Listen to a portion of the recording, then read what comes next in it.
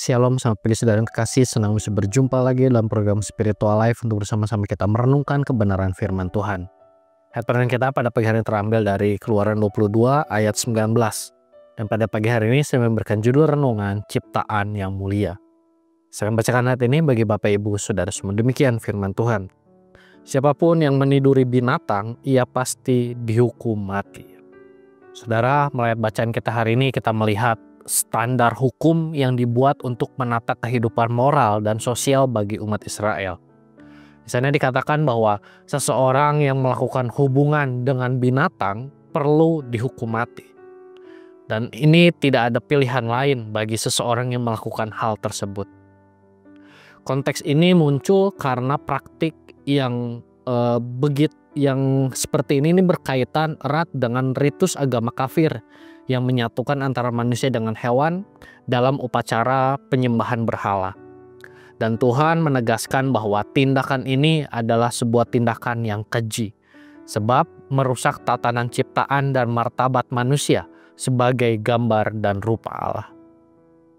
Saudara, melihat bacaan kita hari ini, kita melihat bahwa hukum ini bukan hanya sekedar aturan untuk menghindari tindakan amoral, tetapi juga merupakan perlawanan terhadap sistem kepercayaan kafir.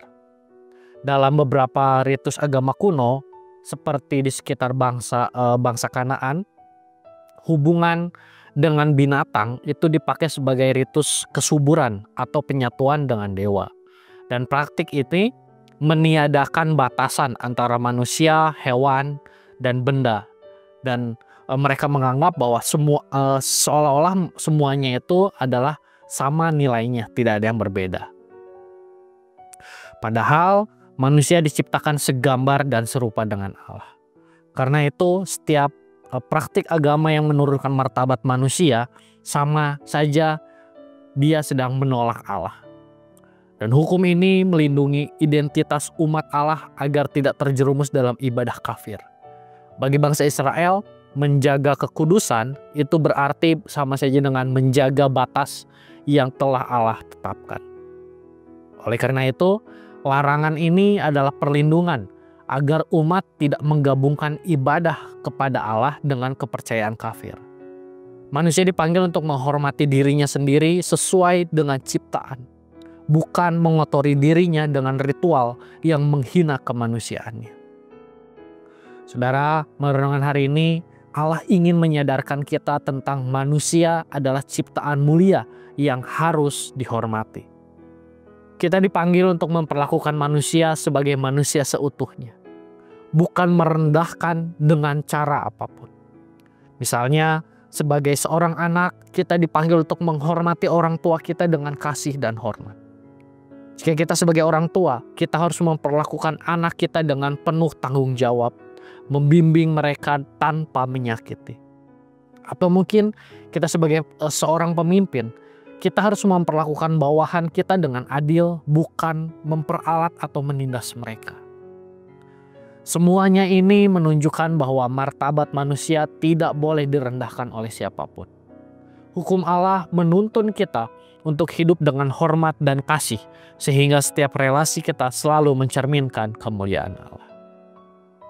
Saudara, marilah kita mengambil waktu sejenak untuk merenungkan firman yang baru saja kita dengar. Saudara, sudahkah kita memperlakukan sesama manusia dengan benar? Marilah kita hidup dengan hormat dan kasih, sehingga setiap relasi kita selalu mencerminkan kemuliaan Allah.